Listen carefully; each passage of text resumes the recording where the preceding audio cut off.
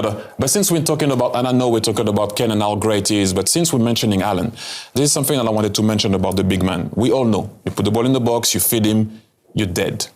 In the air, on the ground, Karate Kid move, whatever it is, he will score.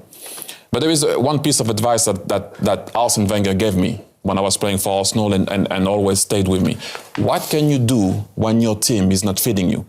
We all know that when Kevin De Bruyne has the ball, Kevin can find him in any way, anyhow. And we all know he likes to make that second post move. So Arsene told me, ask yourself the right question. When I was a striker, I used to complain about everything, right? Always. So he doesn't give me the ball. And the boss said, do you think Dennis Bergkamp can give you the ball the same way that Fredrik Ljungberg does? So I started to think, okay, with Dennis, I knew I could move however I wanted to move. Then I started to think, Robert Pires likes a 1-2. I need to come with him short. Fredrik Ljungberg, I need to be in his path the way he runs, because if not, he will not see me. I started to think, how can I enhance the skills of a player instead of showing his weaknesses? So, for example, Kevin, you can make that, but maybe Bernardo Silva, you have to come short. He likes a 1-2. And I think sometimes Haaland is making the same run. Whoever is on the ball is making that run. And I don't think sometimes it does help the team in terms of who is on the ball. Is there not a flip side to that, though? So what you're saying is he's got to adapt to those players. But then, as I just said, is there not a flip side to that where they're not playing with Aguero, they're not playing with a false nine, they're playing with Haaland. So they have got to change as well. They did. They're trying to change, and you can see Pep is trying to find a formation, by the way, to make sure that Haaland can perform. I'm talking about big games here.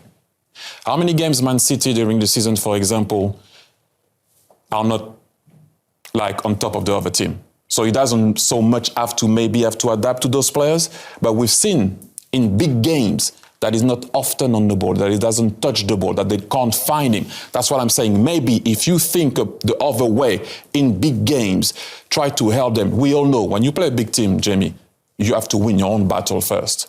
It's not that easy. And we have seen that this year he struggled in this type of game. So maybe if he does think of that, how can I help them sometime in some situation, not always them finding me on the second post? So you really think Kane's a better player than Haaland? We can talk about all-round game, but striker, where he scored 25 league goals this season, Haaland, even in a system which is not suited to him. No, but I totally understand that about the goals.